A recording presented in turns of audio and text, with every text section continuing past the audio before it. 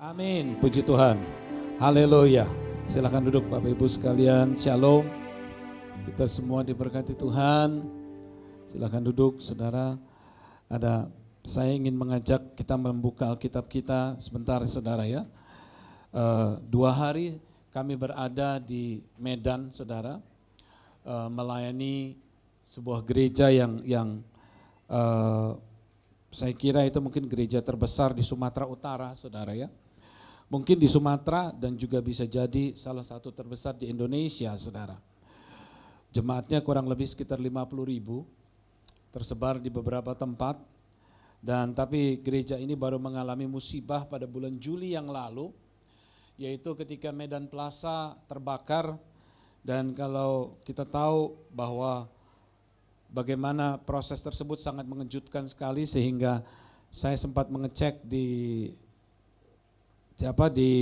internet bahwa ternyata mereka itu mencurigai bahwa gedung ini bukan terbakar tetapi dibakar, karena memang kebakarannya itu dimulai dari tempat yang kecil tapi terus tidak ada yang memadamkan Saudara.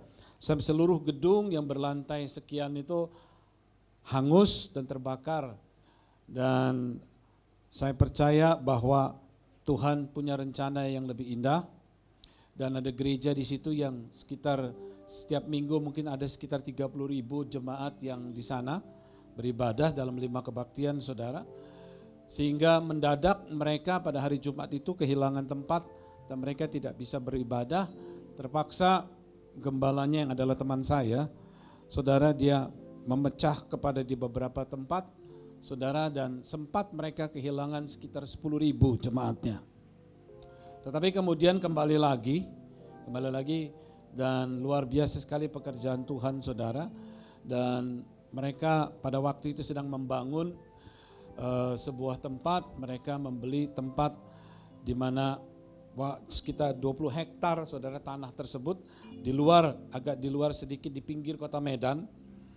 Lalu kemudian di dalam tanah tersebut ada sebuah gedung atau ruangan yang disebut resort Saudara ya, ada hotelnya. Jadi di tempat itu sekitar 1.200 sampai 1.500, 1.200 muatnya, lalu ada di ruang sebelahnya sekitar 800 Saudara. Jadi selama 2 hari kami ada di sana, kami melayani begitu penuhnya, mungkin ada sekitar 2.000-an mungkin orang yang hadir di 2 ruangan tersebut Saudara. Dan luar biasa sekali mereka sekarang menggunakan tempat itu dan beberapa tempat di gedung-gedung lainnya di Medan dan sekitarnya. Lalu gembalanya bercerita kenapa mereka mengadakan di situ setiap minggu juga. Karena mereka melihat di situ sedang dibangun sebuah gedung gereja Saudara yang bisa muat sekali kebaktian 15.000 orang. Jadi fisiknya sudah selesai, hanya tinggal detail-detail di dalamnya itu Saudara. Dan sekarang ini mereka sedang tentunya mengumpulkan dana, dan luar biasa sekali bagaimana jemaat itu begitu mendukung dan begitu luar biasa. Saudara, orang Medan suka nyanyi, dan lagu-lagu kami tidak dinyanyikan dalam bahasa Indonesia, mereka nyanyikan pakai bahasa Inggris Saudara. Dan saya terkejut juga karena mereka tidak tahu bahwa lagu Thirsty ada dalam bahasa Indonesianya, mereka cuma tahu bahasa Inggrisnya Saudara. Jadi saya juga tadi agak bingung, ada bahasa Indonesianya, bukan bingung Saudara ya, tahu lah kita yang bikin sendiri soalnya. Tetapi Saudara, saya terkejut bahkan kota Medan itu pun mereka lebih ke dalam bahasa Inggris Saudara. Notabene ibadahnya itu banyak orang-orang menengah, bawah, dan campur lah semuanya. Terkejut juga sih Saudara, karena di beberapa tempat mereka berkata kami terbiasa juga nyanyi dalam bahasa Inggris. Dan ketika kami melayani di sana luar biasa sekali, memang mereka begitu haus akan Tuhan Saudara. Mereka walaupun pergumulan mereka adalah mereka tidak mempunyai tempat yang memadai untuk mereka ibadah, tapi gembalanya ini sangat cinta Tuhan dan dia berkata bahwa saya ingin jemaat ini walaupun tempatnya kurang nyaman karena sempit ya, kecil buat mereka yang sekali ibadah 5-6 ribu, lalu padetin menjadi 2.000 tempat, 2 ruangan lagi saudara. Lalu disebar ke beberapa tempat saudara. Buat mereka sangat tidak nyaman. Tetapi mereka ini diajak untuk bisa tidak nyaman di satu tempat saudara. Saya banyak belajar melihat apa yang sedang terjadi di sana. Bukan karena gereja itu jemaatnya banyak, tetapi cara berpikir, pola berpikir daripada gembala sidangnya saudara. Dia adalah teman, dia adik kelas saya, Pak Bambang Yonan di waktu sekolah di SMP saudara. Tapi saya melihat dia ini begitu tough, begitu sungguh-sungguh dan tidak mudah menyerah. Bagaimana dia bisa bergerak dari tempat 5.000 menjadi tempat 1.500 atau 2.000 dengan 2 ruangan saudara. Begitu padat dan tempatnya jauh lebih jelek. Jadi waktu di Medan Plaza itu mereka sudah begitu established. Dan waktu kebakaran itu saudara mereka habis semuanya. Akte-akte, surat-surat, komputer, semuanya tidak ada tersisa saudara. Jadi mereka berkata kita ini benar-benar iman dengan beriman dan habis semuanya. Tidak ada sedikit pun sisa-sisa saudara. Jadi gembalanya cuma bisa menangis. Berkata ini yang dibangun sekian tahun, puluh tahun habis begitu saja. Yang luar biasa adalah dia terus mengingatkan kepada jemaat bahwa kita tidak boleh lupa kepada orang-orang yang pernah membangun dan membantu sehingga gereja ini bisa menjadi besar. Dia bersaksi di depan jemaat bahwa bagaimana lagu-lagu yang Tuhan berikan kepada kami mengiringi pertumbuhan gereja dari mereka. Dari tidak ada jemaat sama sekali. Saya ingat pada tahun 90-an 93, 94, sebelum sampai bahkan sampai tahun 2000, kami itu sering ke Medan karena KKR di sana. Dan beberapa tempat yang sering dipakai, bahkan pernah beberapa tahun yang lalu ketika Robert Slierdon waktu datang ke Indonesia, tiba-tiba dia menghilang saudara. Saya tiba-tiba harus berangkat ke Medan untuk khotbah menggantikan dia. Saya bayangkan Robert Slierdon diganti dengan Robert Lea saudara. Tapi Leanya nyangkut di Jakarta dan saya sendiri ke sana. Mereka KKR di satu tempat yang bisa muat 10.000. Dan pada waktu itu saya begitu mereka tahu bukan Robert Slierdon, ada beberapa orang, mungkin ada 100-200 orang tiba-tiba keluar begitu saudara, karena tidak ada. Buat saya tidak jadi masalah. Yang penting saya bisa menyampaikan firman Tuhan pada waktu itu. Dan yang luar biasanya adalah dia berkata, jangan pernah lupa dengan orang-orang yang pernah membangun gereja ini. Dan dia menghargai kami sebagai orang-orang yang awal yang mendukung dia dan membangun gereja itu saudara. Sehingga pada waktu dia berkata demikian, saya berkata sama istri saya, tidak banyak orang yang berani mengakui begini. Apalagi maaf kata saudara, orang di Indonesia susah untuk mengakui, lebih suka ini karena saya begitu saudara. Tidak bisa mengakui orang lain yang turut membantu. Tidak banyak, karena saya memperhatikan dia adalah salah satu. Di beberapa tempat lagi mereka berkata bahwa terima kasih untuk Pak Robert yang dulu sering membantu sehingga pekerjaan Tuhan menjadi begini besar dan sebagainya. Jadi pada waktu dia berkata bukan saya kepengen diakui, tidak saudara. Tetapi saya terkejut ketika dia berdiri berkata, saudara-saudara sekalian, kita tidak akan seperti begini kalau bukan karena Tuhan mengirimkan nenek-nenek. Saya berkata itu bukan karena, saya berkata terima kasih, tapi tentunya itu bukan karena saya tetapi karena Tuhan. Karena saya adalah hamba Tuhan. Saya cuma diutus, cuma taat begitu saudara. Jadi semua kemuliaan bukan kepada kami tetapi kepada Tuhan. Hanya yang saya pada waktu itu bersyukur dan terkejut juga, ada orang yang mau mengakui.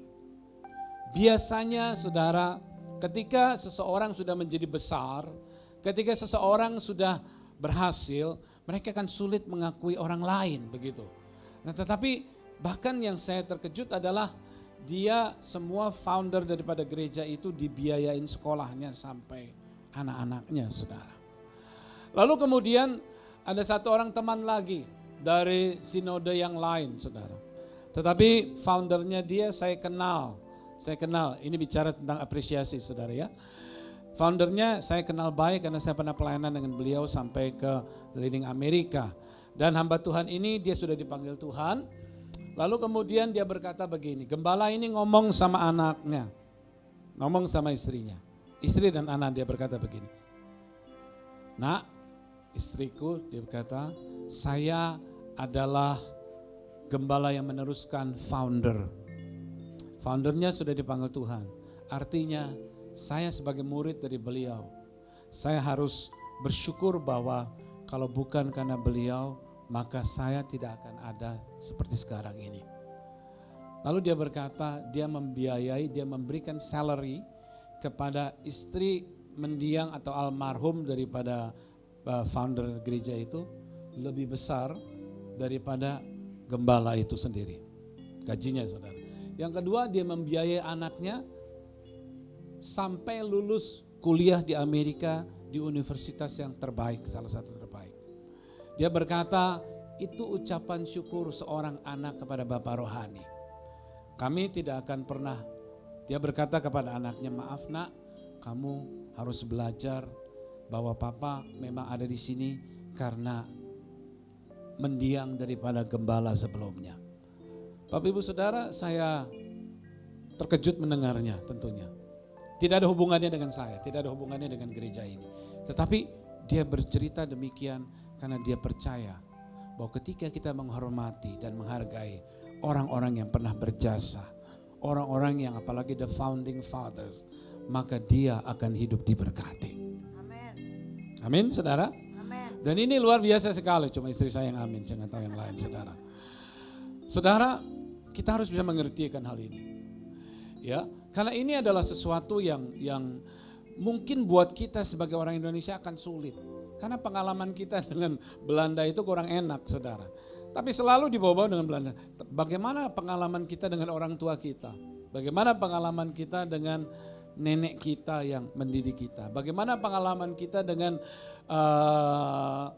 profesor kita, guru kita dan sebagainya, saudara. Ya, pada waktu saya melihat bagaimana seorang bekas murid memukuli gurunya, saudara. Waktu yang terjadi kejadian di Makassar, wali kotanya langsung mengutuk anak itu, anak tidak tahu diri, saudara. Ya, anak dan bapak ikut mukuli gurunya, dan ternyata bapaknya itu juga bekas murid daripada guru itu, saudara. Bukannya menghargai, tetapi malah merusak dan tidak menghormati. Nah, Bapak Ibu sekalian, saya bersyukur untuk bahwa kita belajar untuk menghargai orang-orang yang sebelum kita. Kita belajar menghargai orang-orang yang harus kita hormati. Ketika gembala ini bercerita kepada saya bahwa dia di Surabaya, saudara, gerejanya besar. Dan dia berkata, saya belajar menghargai apa yang menjadi the founding father, jadi pendiri daripada gereja itu. Dia berkata, saya tidak pernah kekurangan hidup saya. Dan pelayanan saya tidak pernah kekurangan. Dan bahkan saya dipakai oleh Tuhan. Tetapi tetap saya harus tahu siapa Bapak rohani saya. Saudara, dia begitu menghargai.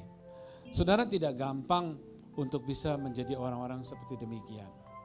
Nah, pada siang hari ini, saudara, saya ingin mengajak kita untuk melihat apa yang saya dapat dan saya mempelajari. Saya banyak melihat keluar masuk di banyak gereja di Indonesia maupun di negara-negara lain. Dan saya melihat ada beberapa hal-hal yang membuat gereja-gereja ini bisa bertumbuh. Gereja-gereja ini bisa memiliki jemaat yang begitu banyak dan sebagainya.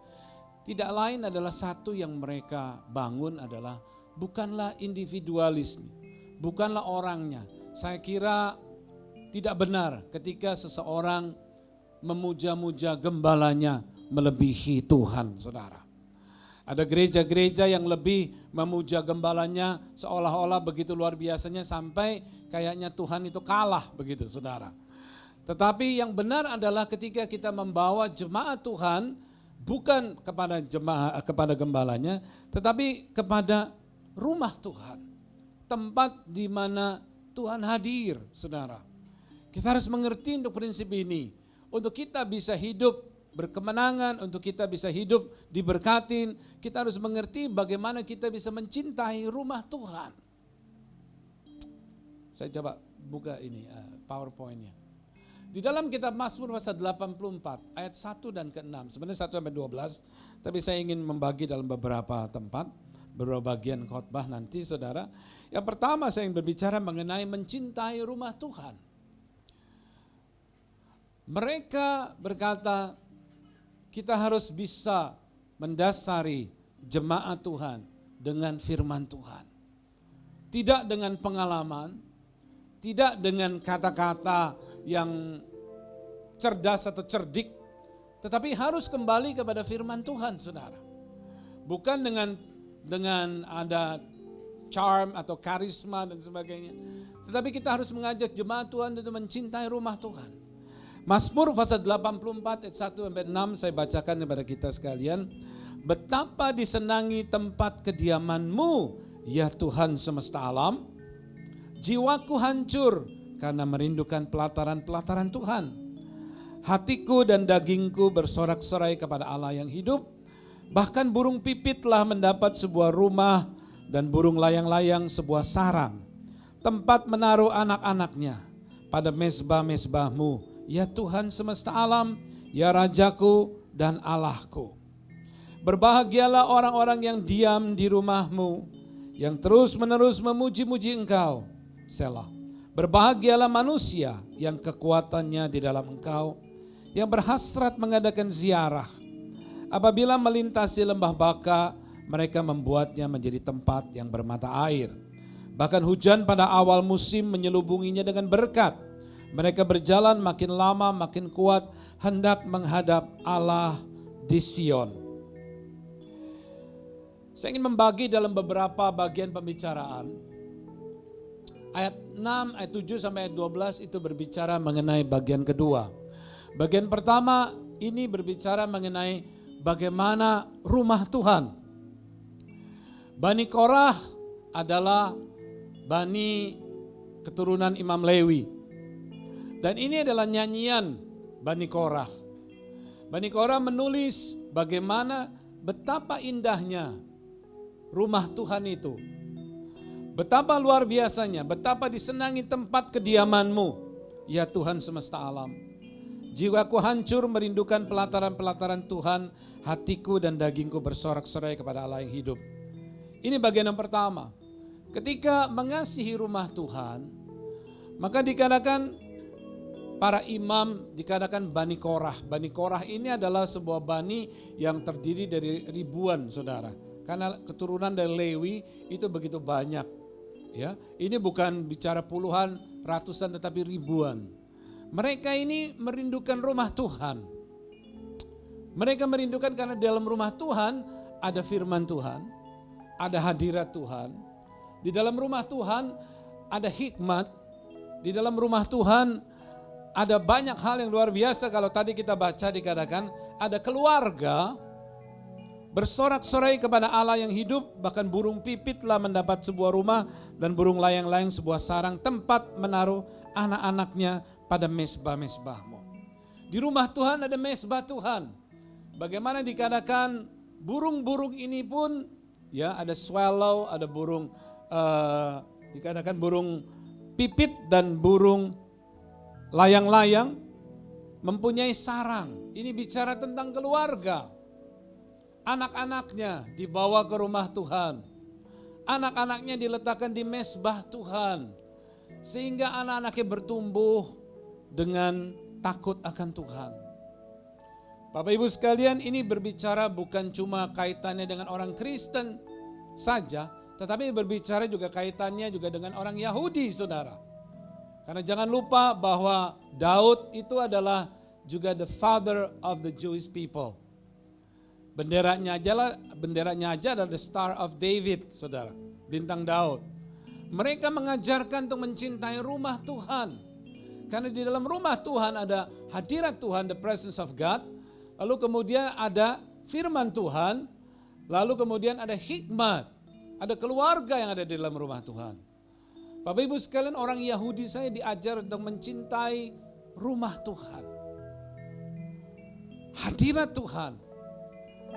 Saya dengar sebuah cerita kesaksian dari seorang hamba Tuhan bercerita begini.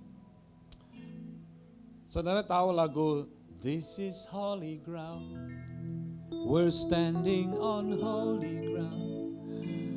Pencipta lagu ini satu ketika di approach sama seorang penyanyi sekuler, Barbara Streisand, yang nyanyi lagu Evergreen dan sebagainya.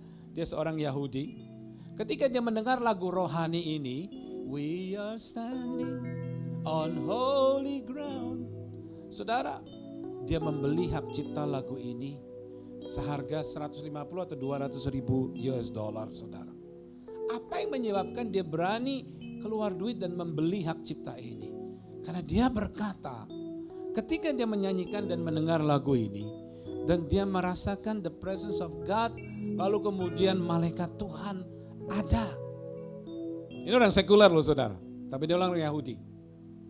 Dia membeli dan dia taruh di dalam album rekamannya dia. Kalau saudara punya Spotify atau saudara punya ini, saudara cek ada, karena saya sudah dengar saudara. Orang sekuler begitu menghargai the presence of God, begitu menghargai Tuhan. Dan setelah saya selidiki ternyata orang ini dia adalah orang Yahudi yang mengasihi Yehova. Dia belakangan ini menjadi religius dan dia masuk dan ada di sinagog, saudara. Dan ini luar biasa sekali betapa mereka mencintai rumah Tuhan. Keluarga-keluarga ada di bawah berkumpul di rumah Tuhan. Kita sebagai umat Tuhan kita harus mengasihi rumah Tuhan.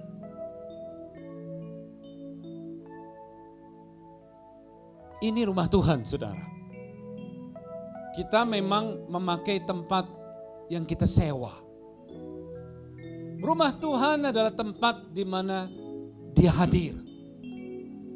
Rumah Tuhan adalah tempat di mana ada malaikat Tuhan, ada firman Tuhan, ada keluarga, anak-anak Tuhan. Ini bukan sembarang gedung, saudara. Karena ini sudah ditahbiskan, ini sudah didoakan, ini sudah diurapi. Kita sudah mengundang Tuhan, menghormati dan menghargai Dia. Buat saya pribadi, ini bukan sekedar tempat. Tapi this is where God's here. Tuhan hadir.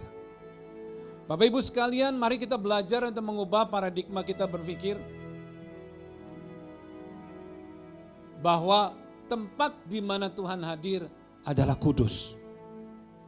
Kitab Yosua berkata, Yosua pertama, malah dia berada di padang, saudara. Ketika the Lord of Hosts, Panglima Bala Tentara, jalan datang menghampiri Yosua. Lalu Yosua berlutut. Dia tahu bahwa itu Tuhan. Lalu malaikat Tuhan, Panglima Bala Tentara berkata, tempat ini kudus. Bapak Ibu sekalian, dia berkata tempat ini kudus karena memang ada the presence of God. Sejak dari awal ketika kita masuk tempat ini, Bapak Ibu sekalian, dulunya tempat ini kotor. Bukan cuma kotor secara jasmani, tempatnya kotor, tetapi tempat ini kotor secara rohani. Karena banyak maksiat yang terjadi dulu. Lalu kemudian kami berdoa, mengurapi, berulang-ulang saudara mengurapi. Berulang-ulang kami berdoa untuk menguduskan tempat ini, saudara. Lalu kemudian kami declare tempat ini adalah milik Tuhan. Lalu kemudian saudara tempat ini kita kuduskan dan banyak hamba-hamba Tuhan yang pelayanan di sini. Bagi yang baru-baru mungkin tidak tahu, dulu banyak sekali hamba-hamba Tuhan yang profetik yang datang ke tempat ini dan yang melayani, saudara. Mereka selalu berkata, di sini kami melihat ada malaikat besar yang dengan berpedang. Mereka berkata itu Gabriel. Karena the presence of God. Bahkan ada yang melihat penglihatan. Di sini banyak malaikat-malaikat, saudara. Kenapa, saudara? Karena ini rumah Tuhan. Karena ini tempat Dia hadir. Mari kita mulai belajar menghormati dan menghargai, Bapak Ibu sekalian. Ini bukan hanya sekedar tempat.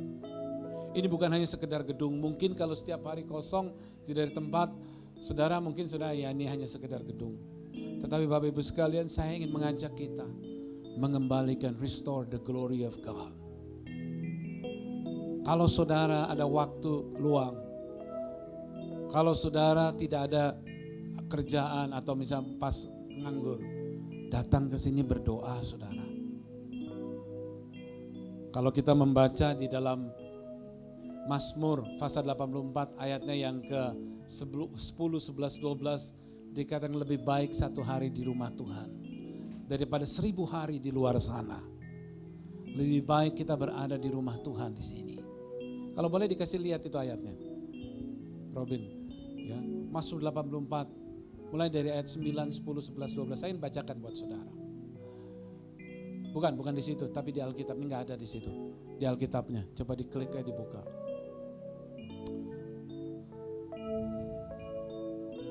Bagaimana kita bisa melakukan banyak hal?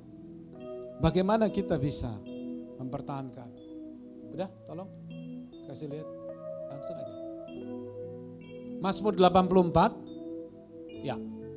Sebab lebih baik satu hari di pelataranmu, di tempat ini saudara, daripada 1000 hari di tempat lain. Lebih baik berdiri di ambang pintu rumah Allahku daripada diam di kemah-kemah orang fasik, saudara. Artinya di luar sana, Bapak Ibu sekalian,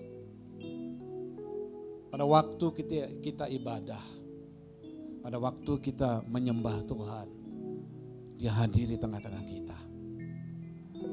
Dan saya percaya ketika kita belajar untuk lebih mencintai, mengasihi rumah Tuhan, maka saya percaya bahwa Dia yang hadir, Dia akan memberkati kita sekalian. Amin, saudara. Kembali kepada presentasi saya. Ketika GBI meresmikan tempat ini, saudara, beberapa minggu yang lalu atau bulan lalu, saudara, saya perlu cerita kepada kita sekalian, saudara, bukan sesuatu yang negatif, tetapi sesuatu yang bagaimana terkadang kita harus berjuang mempertahankan iman itu di dalam hidup kita. Waktu kita pindah ke tempat ini tahun 2010, saudara, kami sudah melapor ke GBI pada waktu itu, tetapi entah bagaimana tertahan sehingga sulit, mereka tidak meresmikan perpindahan itu. Padahal kita sudah diresmikan dari Selipi, saudara. Waktu di Selipi sudah diresmikan, dan saya ingin ajak kita untuk agar kita lebih menghargai, lebih bisa mengerti bahwa apa yang kita lakukan sampai hari ini sebuah perjuangan iman yang saya percaya Tuhan menghargai dan menghormati. Karena itu ketika terjadi pergantian BPD dan sebagainya, pada akhirnya saya di-approach, saudara. Bukan saya approach, karena saya sudah bertahun-tahun saya berpikir, saya berdoa, Tuhan, ini adalah gereja GB, tapi kita punya prinsip, saudara. Apa yang saya dapatkan, kita tidak mau terlalu banyak lambang, sehingga kita maunya ada semua terfokus kepada Tuhan, saudara. Bukan kepada sinode, bukan kepada denominasi, karena this is a ministry. Ini adalah pelayanan. Dan kita bukan untuk sinodenya, ininya, itunya. Buat saya sinodenya adalah cukup kita tahu dan cukup kita dekat dan kita mengikuti apa yang menjadi mereka punya keinginan dan kita tuangkan di dalam bahasa dan approach kita masing-masing, saudara, di dalam ministry. Pada waktu mereka minta ketemu, saya terkejut melalui Yusak. Yusak katakan, Pak, ini mau ketemu gini-gini. Saya katakan ya silahkan saja. Sampai pada akhirnya mereka datang lalu berbicara. Saya ceritakan apa yang pernah terjadi selama bertahun-tahun ini. Akhirnya mereka memberkati, lalu mereka menyerahkan akte pindah dari tempat sana ke sini. Saudara bayangkan sampai itu kira-kira 6 tahun, saudara, baru terjadi. Kami bersyukur. Artinya, saudara, selama 6 tahun itu ada beberapa kali sudah terjadi. Saya pikir, alah mungkin kita pindah denominasi aja atau gereja aja gini. Tetapi saudara, saya ingat bahwa saya diordain, saya ditahbiskan sebagai gembala oleh Gereja Bethel Indonesia.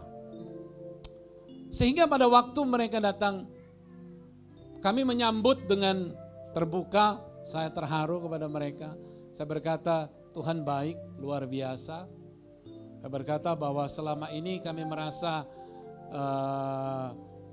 dan sebagainya saya nggak usah curhat gitu loh saudara. Tapi kemudian kalian datang menghargai, tentu kami terima.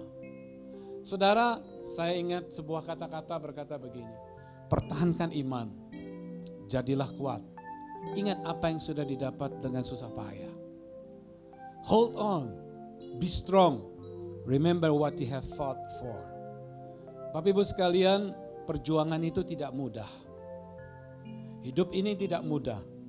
Perjuangan ini tidak mudah. Bukan cuma hanya dalam bentuk gedung dan gereja ini, ministry saudara. Tetapi di dalam hidup kita saudara. Saya percaya ketika banyak di antara kita yang sudah melayani saudara. Yang sudah melayani, saya percaya ingat panggilan Tuhan di dalam hidup kita. Ingat saudara. Saya percaya bahwa ketika Tuhan memanggil kita melayani, bukan tanpa sebab dan bukan tanpa panggilan begitu loh. Saya percaya Tuhan punya maksud di dalam setiap panggilan itu. Kalau panggilan itu berubah, saya tidak tahu. Tetapi yang tahu adalah saudara-saudara sendiri. Tetapi yang saya ingin ajak pada kita adalah di dalam perjalanan hidup kita, kita harus bisa mempertahankan iman. Saya akui sempat dalam 6 tahun itu agak goyah saudara. Karena selama 6 tahun kita seolah-olah tidak diakui, tidak dianggap dan sebagainya. Setelah saya mengetahui alasannya kenapa, saya baru mengerti, ya begitu gitu. Saudara, ya. Tetapi akhirnya saya berkata bahwa it's okay, tidak masalah. Kita harus bergerak terus, kita maju terus, kita percaya bahwa Tuhan punya rencana pada gereja ini. Amin, saudara. Perhatikan kata-kata ini, pertahankan iman, jadilah kuat. Ingat apa yang sudah didapat dengan susah payah. Di dalam setiap pergumulan kita, di dalam setiap pergumulan hidup saudara, di dalam setiap pergumulan keluarga saudara, ingat iman yang mesti dipertahankan saudara. Pertahankan iman, jadilah kuat. Ingat apa yang sudah didapat dengan susah payah. Ada orang yang bekerja, pekerjaannya sudah membawa dia ke jenjang tingkatan yang lebih baik daripada sebelumnya. Saudara, kita harus ingat, pertahankan iman itu. Jangan goyah karena ada 1-2 masalah. Sehingga, saya udah gak mau deh kerja di sini lagi deh. Karena ada problem gini-gini. Pertahankan iman saudara. Karena hidup ini tidak mudah. Ya, pekerjaan tidak mudah. Kuliah tidak mudah. Sekolah tidak mudah. Semuanya tidak mudah saudara.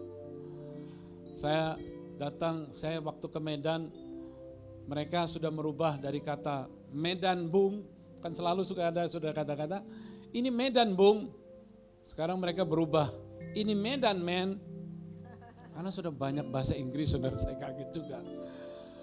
Sampai di gereja itu mereka sedang rencana ke depan mau buka sekolah internasional, saudara. Bapak Ibu sekalian, saya melihat bagaimana rumah Tuhan berdampak di kota tersebut. Visi daripada gereja ini salah satunya adalah mega influence, pengaruh yang besar. Ini sedang digenapi saudara, ada banyak hal dari orang-orang yang bekerja dan sebagainya menjadi pengaruh besar di beberapa tempat-tempat di luar sana. Tetapi saya ingin ajak kita kembali sekarang ini untuk mencintai rumah Tuhan di sini saudara. Mari cintai rumah Tuhan di sini. Mari ajak keluarga-keluarga untuk datang ke tempat ini. Mari ajak teman-teman saudara ke rumah Tuhan ini saudara. Jangan menjadi pasif dan jangan menjadi nyaman dengan apa yang sudah ada. Mari kita perbaiki. Mari kita ambil bagian, ini rumah Tuhan. Baik secara jasmani maupun secara rohani saudara. Saya ingat pada waktu kami berdua memulai pelayanan di New Wine yang di Sleepy, saudara. Kami berdua tidak punya uang. Kami tidak punya uang untuk sewa tempat itu, untuk renovasi, lalu kemudian untuk dan sebagainya. 1 miliar, saudara. Kami waktu itu baru dari Amerika. Saya berkata tentara kami banyak di Amerika. Kalau itu di Amerika mungkin tidak sulit. Tapi dari mana mengumpulkan uang 1 miliar? Kami berdua beriman. Mulai, saudara, di Sleepy. Ya, Sleepy mulai dari karpet, renovasi, sound system, kursi, semuanya dengan iman, saudara. Selama 2 tahun, 8 bulan, 9 bulan, saudara, lunas. 8 bulan, 9 bulan. Kami bersyukur, saudara. Lalu kemudian dari sana pindah ke sini. Tidak berapa lama gedung itu dirobohin, saudara, dan tidak dibangun-bangun sampai sekarang. Di sini kita keluar cukup banyak uang, saudara, untuk renovasi tempat ini. Walaupun sebagian disumbang, ada jemaat, ada yang menyumbang dan sebagainya. Tetapi kami mengumpulkan untuk bisa agar tempat ibadah yang sederhana, tempat ibadah yang bisa kita beribadah. Bapak Ibu sekalian, saya ingin mengajak kita untuk betul-betul mengasihi, mencintai rumah Tuhan. Istri saya kemarin beberapa hari yang lalu, saudara, melihat di belakang, wah, ternyata berantakan di sana, saudara. Lalu saya teringat, Tuhan, masa rumah Tuhan seperti begini? Masa rumah Tuhan seperti seolah-olah tidak ada yang peduli begitu, saudara. Saya ingin mengajak kita, mari mengasihi rumah Tuhan. Mencintai rumah Tuhan, Bapak Ibu sekalian. Ini bukan rumah saya. Ini bukan milik saya, saudara. Tapi ini rumah Tuhan. Mari kita peduli kepada rumah Tuhan. Karena ada mezbah di sini. Karena ada anak-anak yang diserahkan. Karena ada kehidupan yang dilahirkan dari sini. Ada pernikahan yang diberkati di sini. Ada pertobatan yang terjadi, ada baptisan, ada penyerahan, ada pernikahan, ada kematian pula, saudara. Bapak Ibu sekalian, saya ingin mengajak kita untuk melihat dari sisi yang berbeda. Kalau kita selama ini berpikir sebuah gereja adalah sebuah tempat hari Minggu, kalau sudah nggak ini ya orang Kristen namanya juga mesti ke gereja, gereja lah. Sekalian mari kita belajar mari kita merubah paradigma ini, saudara. Christianity is progressive. Kekristenan itu sifatnya progresif, saudara. Artinya terus bertumbuh dan berkembang. Kristenan tidak sama. Terus bertumbuh, berkembang dengan cara apa? Tidak sama, tetap dari firman Tuhan, tetap Alkitab menjadi dasar, sentralitinya adalah Yesus di dalam Alkitab ini. Tetapi cara penyampaian, cara pendekatannya agak berbeda, saudara. Saudara pernah membayangkan 5 tahun yang lalu atau 10 tahun yang lalu pakai proyektor. Saya ingat dulu saudara pakai kertas kalau nyanyi di gereja. Lalu kemudian dari kertas ke OHP. Lalu dari OHP pindah ke proyektor. Dari proyektor ditambah lagi pakai kamera. Ditambah lagi pakai mixer yang bagus. Sehingga Bapak Ibu sekalian tahu, orang-orang sekuler itu paling pandai. Mereka jual sound system, jual mixer, jual semua. Itu yang paling laku adalah di gereja. Karena gereja-gereja itu mulai membuka diri, gereja-gereja mulai menjadi modern. Apa yang terjadi adalah perubahan paradigma. Paradigmanya mulai berubah, ya, mulai menjadi progresif, tetapi dasar penyampaian tetap firman Tuhan. Saya punya holy pad, saudara, bukan helipad, tetapi holy pad di sini. Dulu, saudara, kita melihat bagaimana ada orang membawa Alkitab yang besar. Tetapi sekarang orang menjadi lebih praktis. Mereka membawa yang lebih praktis. Ketika saya di China pelayanan, saya melihat tidak ada yang bawa Alkitab buku loh, saudara. Semuanya bawanya telepon atau bawa tablet atau bawa yang seperti begini. Karena kenapa? Buat mereka itu lebih ringkes gitu bawanya. Dan saya melihat bagaimana luar biasanya terjadi perubahan ini, saudara. Bagaimana mereka isinya tetap firman Tuhan, tetapi cara penyampaiannya yang agak berbeda. Dari ayat yang tadi kita baca, ada satu tertulis dikatakan menjadi rumah. Menjadi rumah, Bapak Ibu sekalian. Dikatakan berbahagialah orang-orang yang diam di rumahmu, yang terus menerus memuji-muji engkau. Berbahagialah manusia yang kekuatannya di dalam engkau, yang berhasrat mengadakan ziarah. Bapak Ibu sekalian, terjadi perubahan kalau kita baca ayat 1 sampai 12. Dari orang di luar sana, 1000 hari di luar sana, mereka mulai masuk ke dalam rumah Tuhan. Di dalam rumah Tuhan mereka mulai menikmati. Ada nyanyian, ada doa, ada mesbah bicara doa, ada puji-pujian, ada firman Tuhan. Saudara, dan luar biasa sekali, dan ini berubah. Dan terus kemudian akibat daripada demikian, maka di dalam ayat yang selanjutnya berkata bahwa berbahagialah manusia yang kekuatan di dalam Tuhan, firman Tuhan, saudara, yang berhasrat mengadakan ziarah. Apabila melintasi lembah Baka, mereka membuatnya menjadi tempat yang bermata air. Terjadi kemenangan, saudara.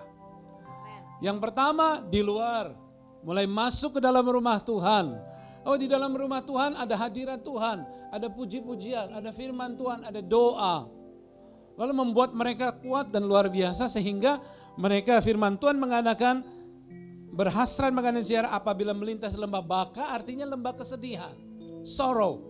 Mereka membuatnya menjadi tempat yang bermata air. Tadinya kering, gersang, sedih dan sebagainya, berubah menjadi tempat yang subur.